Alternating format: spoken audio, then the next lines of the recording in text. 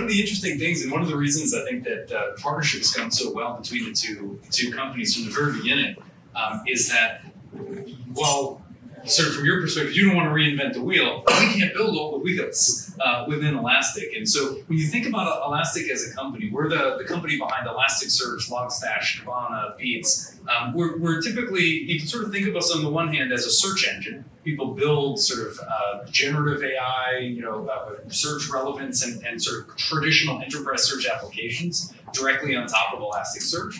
But we realized very early in the history of the company that this same technology can be used for so many different use cases. And very quickly, those use cases grew to include the area of observability as a whole.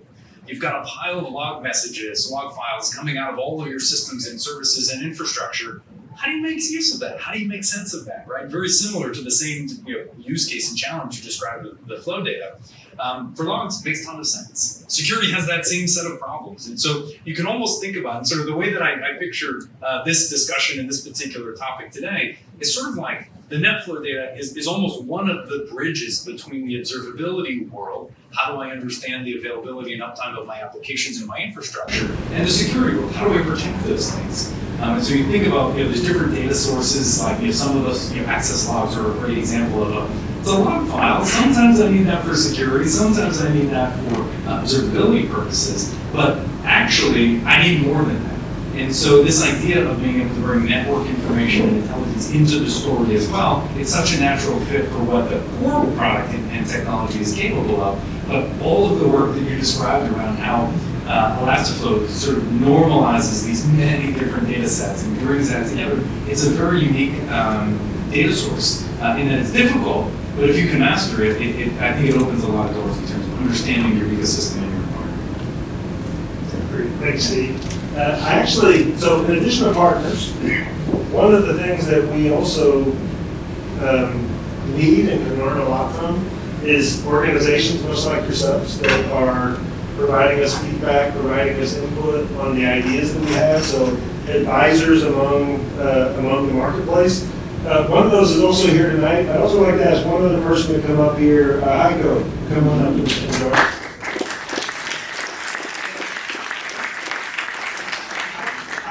Is all the way from Germany. I actually live in Germany myself, but we won't speak German up here. And Heiko was in New York, and we forced his plane down here in Boston so that he could join us tonight also and share a little bit too. And so, yeah, thanks for being with us, Heiko. By the way, Heiko is the CTO of, I'm going to use the German pronunciation, Commerzbank. Or Commerzbank, as some people would say here in America, and so with that, running the organization that he does for one of the world's most prominent financial institutions, he brings a certain perspective to the problems we're trying to solve, and so we always look forward to his input as well. So thanks again, Heiko, for being here. I think so. Yeah. So I want to start with a question for you in particular, Heiko, which is when we were speaking earlier today, one of the things that you were saying is that you were talking about is an important need is having all of the data that you need kind of in one place, right? In one way to have an understanding of what's going across the IT infrastructure. I was wondering if you could talk a little bit about that to the group. Yeah, great question. Many thanks. So what I see is, let's say, looking on a company as such, as a CTO, so it's like a big house with a lot of rooms, and maybe some children in one room don't talk to the other children. They like the NetOps SecOps example, yeah. And everyone is playing with data and has his own data and taking care of quality of that data. And that would really work well in the last years and decades. But now we have a new time on the GenAI. And GenAI only works with data, with one quality of data, and you need a current data set. Otherwise, it doesn't work. So that is one change, but I see that the people now have to work together on a certain data layer. And the other topic you mentioned, it's you have all these vendors, let's call it, like Cisco, Fortinet, whatever, and everyone has his own data set, trying to create additional services on that, but it's all limited on that certain set. how you interact with all these tech. I think that's why ElastiFlow brings really a great value to the place, because you need a certain data layer with a certain data set, with an architecture and a pattern inside where you can create your use cases on top. And I think that's, especially out of the security perspective, definitely needed for the future. So being a bank, our biggest threat is fraud. But it means someone gets to the ATM and they're doing some crazy stuff, and now they're doing that with GenAI. That means we have to speed up. Yeah. So we did an analysis in a bank to give you a real example. So we have fraud like it's a 2-digit million what we lost to a fraud, and we analyzed all that stuff. Are we able to do technology to avoid that? And definitely, the only thing which is needed is real-time data, like out of your stack, looking into what is going on, then having a GenAI which react dedicated may on that ATM and stop the procedure. So I encourage everyone to really work on that data layer. But even saying it further, it's not only the network data, you need all that stuff in a certain layer, and then you're able to deal with GenAI and all these use cases. I think that's something I experienced on that. Yeah.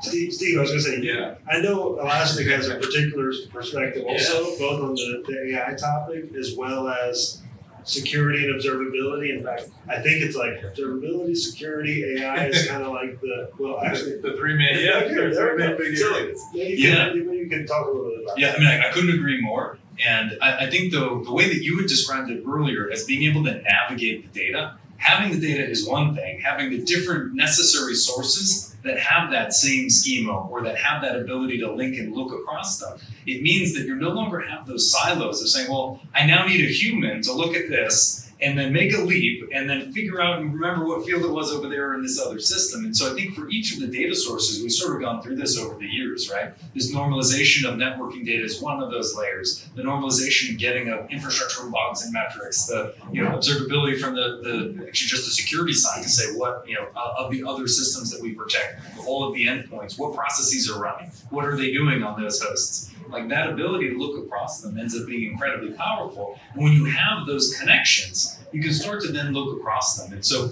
you talked before about some of the anomaly detection, this ability to say, what's unusual that's happening? Unusual stuff happens all the time, but if it's unusual here, and then it's unusual there, and then and I can see the link between those, suddenly you're having a very different sort of conversation than just saying, well, I just made an alert and it triggered. Like, does it matter or does it not? And this is actually one of the big areas that we're using GenAI. We're seeing you're building this directly into some of our observability and security capabilities to say, hey, don't just detecting anomalies is neat, making rules or SIM detection, security detection rules is very important, but there's too much signal, right? How do you find it's all signal, but there's so much of it that none of it is signal. And so how do you then surface within that grouping it? How do you then say this one, when we group them together, this looks much more important, whereas this one where you might have thought was medium, these five together are a high severity, a critical thing to go and investigate. And so from a GenAI perspective, being able to say, hey, large language model, I've got 150 alerts here on related systems that I can see across the network data. I can see it on the process data. I can see it, from the logs from the applications. Which of these should I spend time on? And this is an area where the LLMs and the language models are remarkable for helping to do what a human could do, but do it at scale that you wouldn't ask a human to read 100 alerts, then group them, and then hand it off to the next analyst. People would die of exhaustion, or you'd run out of coffee. I like that, die of exhaustion. Actually, Heiko taught me something earlier today. 0 tickets. I was like, I had the same thing. Never heard of it. Ooh, that's a goal. Yeah. I like that. I don't know, maybe you could share some of what you're thinking. And afterwards, I'm going to bring it back to our NetOps SecOps. We do. But may one comment also to share here, that's Robert, which is important. Why do you need that data layer, also out of security perspective? If you look into all big security breaches in a big company, no one hacks a Fortinet firewall, for an example. It's always the stuff which is on the left corner. You have always had that talk. We had that system over there, but this was just for testing purpose, and that's why we didn't have included whatever. This is where the bad guys get in. Yeah, that's why you need that layer to take care of that. It's not the main system. It's not the main door. No one gets with a big truck into your main door and just doing a brute force attack. It's a system around, left in the corner, whatever, which everyone had forgotten. That's what I learned, and that's really why you need these kind of layer and services to look into. Where is maybe something which no one takes care, and these devices is normally used for that. The zero ticket paradigm is something which I bring to the idea as a challenge. To be honest, no. So for sure we need tickets, yeah, at least for documentation, but we should create an attitude. How can we avoid ticket to be handled by human? Yeah, so let's try to at least get at the highest level to that approach that most of the tickets are handled by a GenAI through at least that I don't want to have hands-on day-to-day operations on network operating and NetOps stuff. I want to have these guys doing projects, working on that stuff here, on introducing the next level on cyber defense and whatever. To do so, you need to work on the day-to-day operation, and GenAI has a really huge impact there. You really can leverage all the automation levels which we tried over the last year by that. But you need a kind of challenge for the teams, yeah. And that's why I brought up that zero ticket, and it was really a nice. So we had a meeting with my management team, and the first reaction was, yeah, it's Heiko again. It was a crazy idea, yeah.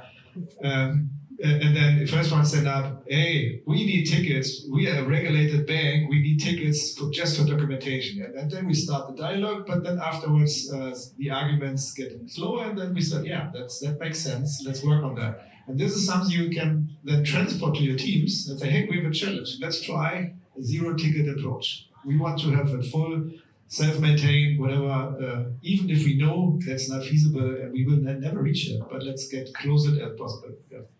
So let me ask you then, you also had shared with me that you were at Commerzbank. I'm going to check everyone's pronunciation. Great, perfect.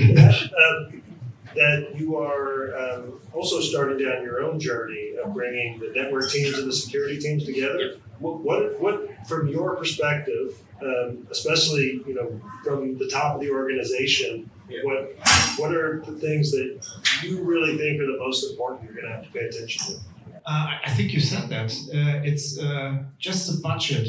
Budget always goes to, in our case, it's called cyber defense, security area. Yeah, and I joined Commerzbank a year and a half ago, and what I saw that they get 2-digit million on budget for project and cyber, 0 for network, and the network was really worse. And it's a full stop. Yeah, that's like working on all the windows, but the front door is still completely open. Yeah. Really crazy because management and the board was really aware and everyone, hey, yeah, we have to do something on cyber. So the decision was really about, does it really make sense to divide, for example, the Fortinet firewalls from all the guys who are working on that? That makes no sense. Yeah, it's more or less the same, and we have to put it on the same level.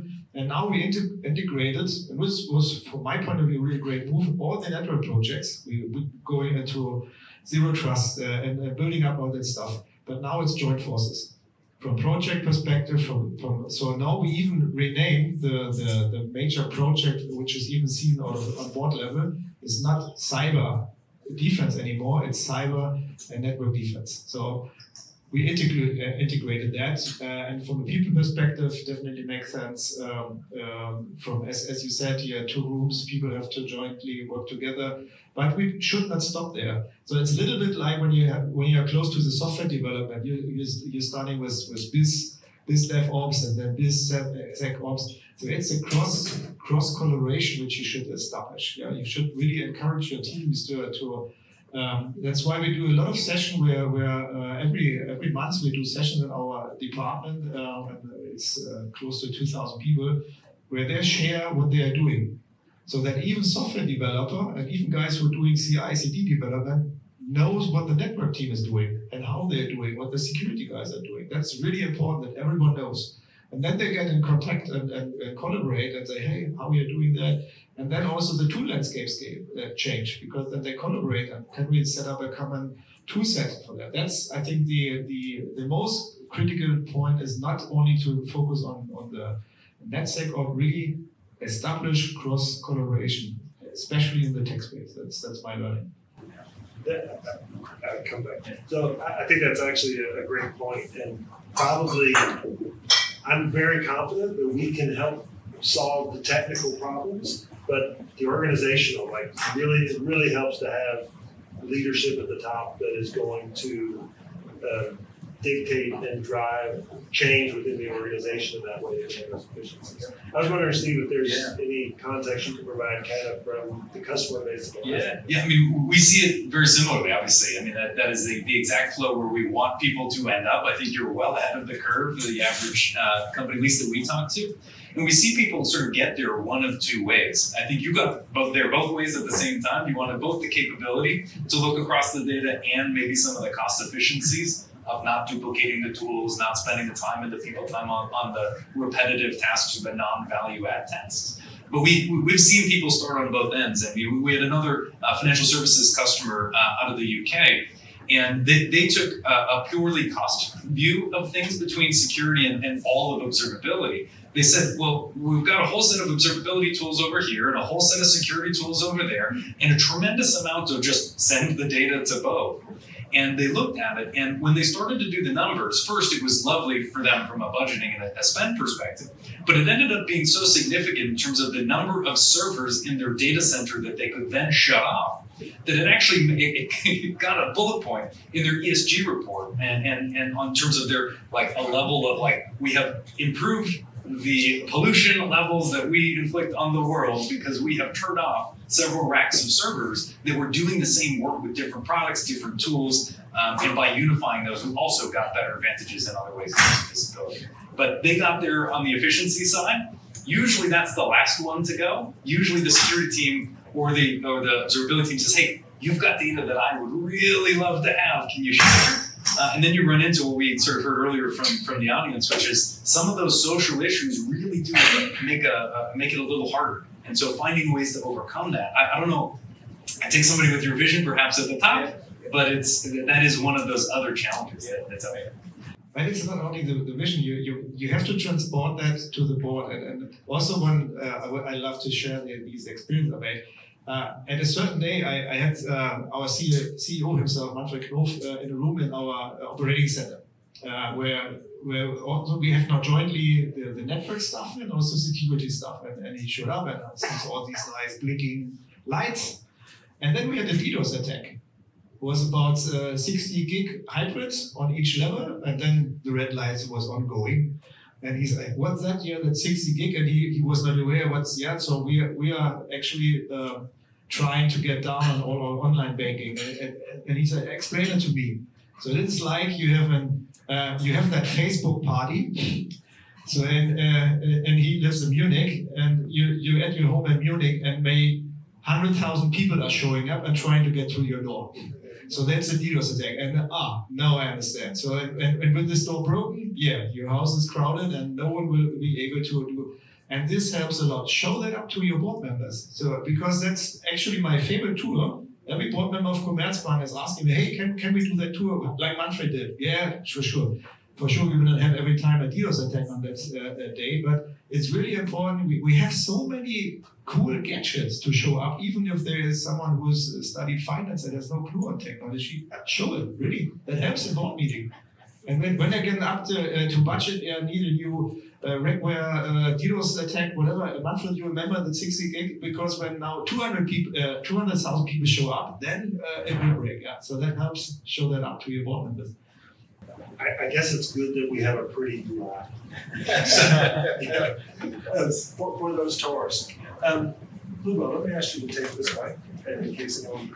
I would like to invite any of y'all to maybe if you have questions for Heiko, for Steve, or myself, we'd love to answer any questions you have on this whole topic of data, NetOps, SecOps, or even like in how GenAI can be used in that space. The equivalent flow product that we use is AWS VPC flow logs. What? AWS VPC flow logs. And would it be a compelling solution that you guys provide for us to switch over from a cost perspective and on a features perspective?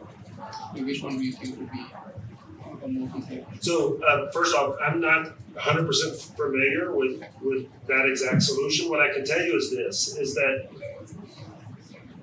what we believe is important is even though something's running in the cloud, it's probably sharing some amount of communications with things that are on-prem at a bare minimum with the users. And so the ideal scenario is to have the on-prem data, the cloud data, all together in one platform, so you can actually navigate and understand the full path that something's on, right? So can VPC flow logs to help you understand what's going on inside of a VPC? Great, right? And there may be other solutions that also give you a similar view of that data. And I would ask you, to what degree do they normalize that with other data? I talked a bit before about translation, enrichment. I didn't get too much into translation. We didn't got to go like way down in the weeds of what we do there. Essentially, think of it as this though. We take all that heavily encoded stuff like, TCP flag 17, 45, 63. Well, one of those I just mentioned was a Christmas tree attack. But did you know that? But we can tell you that, right? So it's taking all that heavily encoded stuff and making humans able to understand it. And then also the enrichment and adding additional context, right? And then being able to actually track any activity from on-prem to the cloud and back, that's really where we're going to be able to showcase what we can do. And as we talked before, I use that word explorability, right? It's being able to start at one point and traverse through the data to the other points that tell the complete story. And that's really what our strengths are and what our highlights are and why our users really like the solution for that context. And if I take it just one other direction as well, think about it, and maybe put it on the security lens for a minute. You say, what's my attack surface, or what are all of my attack surfaces? If you think about that, your AWS infrastructure, your VPC, like that whole area, that's one whole surface on the outer edge and the things that are happening within. Then you've got all of your devices, all the laptops, your desktops, other systems that are running within your company, right, where all the people are doing the work. Well, how are they connecting? What else are they touching? Are they only touching, they're going straight in over a VPN into your VPC? They're touching other stuff to the internet. And so that ability, it's almost a question of what are you getting at each layer? And when you start to say, well, what are all the layers that of all my attack surfaces? Then you start to say, well, then I'm going to want to look at them all together, won't I? And then we get right back into that unified view. And you normalize the data from the VPC, you normalize the data coming off of the hosts. Now you've got a much richer view of your environment that you can pivot that view to say, okay, I saw something come from here and get egress out of my AWS. Where'd it go? Did it go to a host I control or not? If not, maybe that's fine because you're just sending a file to a customer or something like that, but maybe it's not fine. And maybe that's data exfiltration that you should be worried about. But again, thinking about that in terms of what are the edges of all of my risk surfaces, that might be another way to kind of build that mental map that says, hey, that one data source of the AWS VPC flow, like that's great, but that's just one of maybe 25 different types of data that you're going to need to solve that whole problem. So if you look today at the typical kind of infrastructure, you've got your devices, mobile and otherwise, in a building. You have an access to either manage network by a big service provider or you have your own. And then you're going all the way to consume all sorts of crazy stuff on CSPs, Azure, AWS, you name it, right? A lot of issues also, one of the surface attacks is the endpoint. All it takes is now, if you don't have VPN, go to a Starbucks Connect, and next hour it will be receiving a logic. So is the solution, I want to understand the scope. Is it really from the endpoint device, whether it's laptop, mobile, for your application, for credit card, whatever you have, all the way to the hosted consumed application, or you focus only on collecting logs and data that is more or less static? Well, check, but see what I'm saying? Or do you have to has that visibility all the way to the endpoints, the access routers, and I can go on and on and on. So I would actually partially come back to Steve's answer to that question, and then what he was talking about the attack surfaces. Now, as I mentioned, like one of the our focus is on the network and what we extract out of the network. So we're going to bring part of that to play. Elastic, and I probably should let you answer this question, right? But they cover more of it. So it's like, so I would, I think the challenge is that being an expert on network is like a full-time job. Yes. Right? Being an expert on endpoint is a full-time job. And so we focus really on the network and go super deep. I'll challenge the other vendors. You can record me on this, by the way. If you think you uncover more details about network traffic than we do, game on. Let's do a live stream. Right? So, but with that said, we're not going to cover all the bases, but that's why though we chose a platform like Elastic is kind of like where we want to put our data, because other people do, including Elastic itself. Right? It ends up being a question back to you, and you know, and you could even answer for what you're actually doing. But it's like it's a question: how far do you want to extend your visibility? How far do you need to for regulatory purposes or just for risk purposes because you care? And that determines how far your company wants to go in collecting that. But the story, I think, is still the same story to say, bringing that back to a single platform where you can actually navigate across these different lenses on the data, that's incredibly powerful. So I don't know how you... Yeah, so the endpoint is critical, yeah. So my answer here and what we did is a full standardization on the desktop. So at the end, that was really a big project where we built a complete new workplace, completely based on the standard O365 and whatever, and no digital downloads left and right, full stop. Also from a security perspective, as we are a regulated bank, you are not allowed to go to any cloud services, whatever. That helps a lot, but it still means that ransomware come in. Even if you have a full secure desktop, doesn't mean that ransomware not send it by email and whatever. So you still have that kind of attacks. We knock on wood, we didn't have any successful ransomware attack in the year and a half when I'm within the bank. But if it's so, everything is then on the network, to your point in the beginning. So because you really have to look how hackers are working, what is ongoing. So you may have a certain click, you may have a certain thing in your network and then you have certain pattern which is ongoing. Yeah, they may look on devices, so you have an IP which looks to another IP which didn't talk in the last decade on that. Yeah, and this is made a tiny package which is in the data, which is important, which gives you that time to react. Or may you just what we discussed also today, when you have like multi-factor identification. Yeah, you may use the authenticator from Microsoft. So, but the one time when it pops up, and you didn't do any authentication because someone may try it, that's the important package, how you catch that. I think having these APIs in SecOps to look into may identify this certain package, this may certain parts. I think that's the benefit at the end. So yes, we did a lot on endpoint, but at the end it's all on the network, and this anomaly detection. Only makes sense when you have that common data layer. Otherwise, you just look into the Fortinet stuff, you just look into the Cisco stuff, yeah. But as mentioned, yeah, we're giving you an example. We hack ourselves regularly, and that's really always a crazy exercise for me, having these crazy people coming in and how they hack a company. And I can tell you on the hacker gadget device, that's crazy what is ongoing there.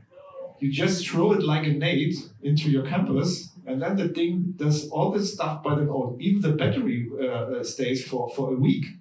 Unbelievable. And how do you identify this kind of device? It may just plug into your Wi-Fi. It may get a certain IP address, and then it begins. So these are the things which keeps me awake at night, and therefore you need that kind of comprehensive data layer. Thank you. Let's take one more question if we have it. Sure, go ahead. So I think I saw one of the slides you talked about compliance. Can you give some use case about compliance? Where does it fit in? So from our perspective, when we're thinking about compliance, I mean, most organizations are going to have certain rules in place for what is allowed. Heiko just mentioned a couple that they have in place. And so when you can then codify those as rules where you can constantly be querying the data. A simple example. No data store is allowed access from external systems. So now it's really easy to say, okay, if we see, MySQLs or Oracles or Elasticsearches, and the client side is a public IP address, immediately alarm, something's wrong, that should not be happening. We have to do something about that, right? That's a more simple example. Obviously, they can be a bit more complex than that. This is where when we allow you to bring business context in. So which department should be accessing which data? This is where also anomaly detection can play a role. So you have an anomaly detection rule that says when a server is being accessed by an unusual department, boom, fire something, right? And so part of it is how do you enrich and provide business context into the data? We have some features that allow you to provide that data so that those records can have that embedded into them, where they belong to, who it was accessed by, et cetera. And then it's about, okay, you need to know what your compliance rules are, and then you can apply those into the rule set, whether it be some type of anomaly detection or just kind of straightforward rules. I think y'all have a couple of rules out of the box as well. By the way, when we talk about schema, we normalize to a common schema and also support Elastic's common schema. Yes. So our rules probably would work on your other data, and your rules probably work on our data too, because we have the same layer there. Yeah, and that exact process that you described, we actually do internally at Elastic as well. We have Elastic Cloud, a hosted offering, and we are, we subscribe to a number of the different compliance certifications. So for getting a SOC 2, you have to then verify, okay, this is exactly how all the components in my network communicate. To go to a higher level, FedRAMP or moderate, which is what we have today, and we're on our way to FedRAMP high. This is layers and layers of exactly this kind of rule where you say, actually, by default, we have to reject inbound network connectivity unless it is explicitly granted. And so we have to now have rules that we have in our SIM is using Elastic Recovers, of course, but it's like we're using the tool ourselves for this exact purpose to say, hey, is there any inbound network traffic that is not being blocked, that is not on this approved list? And we'll grow the list as we need to, but like we are using this in exactly that same way. But a lot of it comes down to what are the compliance regulations that your business has, then what are the policies that you have? They're like, company sets and you shouldn't break. But like, there's different levels of seriousness, but these rules and this visibility is critical to passing these certifications. I mean, it's the regulatory compliance requirements are often very stringent. So, something just occurred to me. That's right, you have a product, Elastic Cloud. Yeah. How are you guys managing your flow records right now? We have a product that we get time. I'm just thinking use case, just the same, just from my understanding. Say, I have a PHI data. I'm compliant with the HIPAA regulation. And it says that you cannot get the data outside of the United States. So the way I'm understanding, you can set the rules which can detect these, like if it's going to different zones, that will trigger saying, hey, data is flowing from here to outside views, and you will have some kind of alert. Is that the right understanding? Sure. Exactly right. And I would even encourage you in those kind of rules to go a step further because, for example, I mentioned that net intel service before, and one of the things we can do is enrich it with things like, is that one of these privacy VPNs that it's talking to?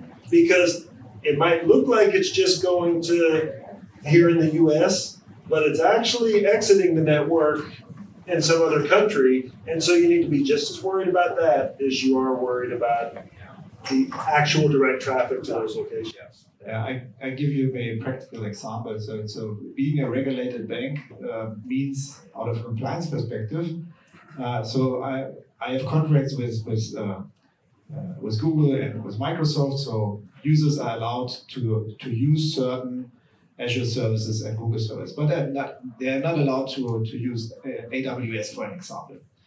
And one of it's like a rat race when you try to block AWS services on the network component, because they change the DNS services so often, so that you cannot guarantee. I think that's why you need these kinds of tools to really check, is there any traffic ongoing, made out of a data leakage perspective, because we are forced to block, but also to control. Otherwise, we are not acting fully compliant. So you need a certain view, and in the past, that was always the issue, that we may set up a certain rule, but have not been really convinced whether we really block the traffic or may they accrue a new URL or new DNS record.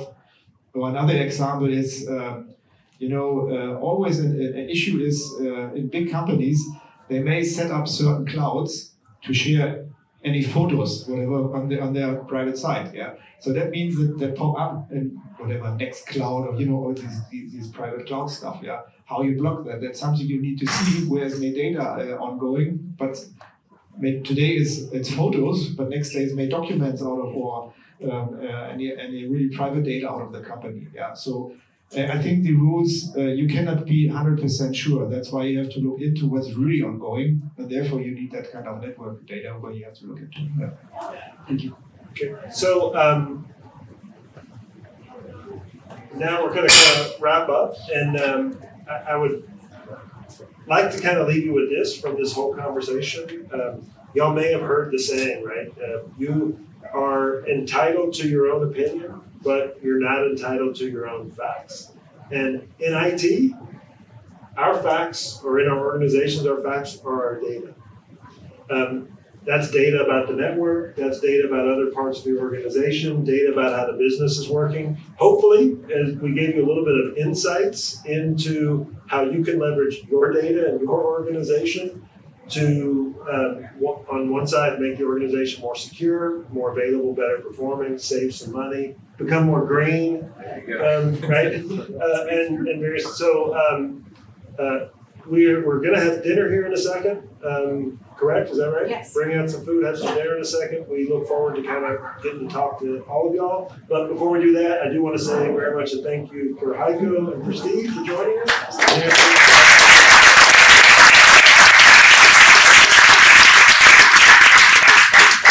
So with this was a little bit more formal event, by the way.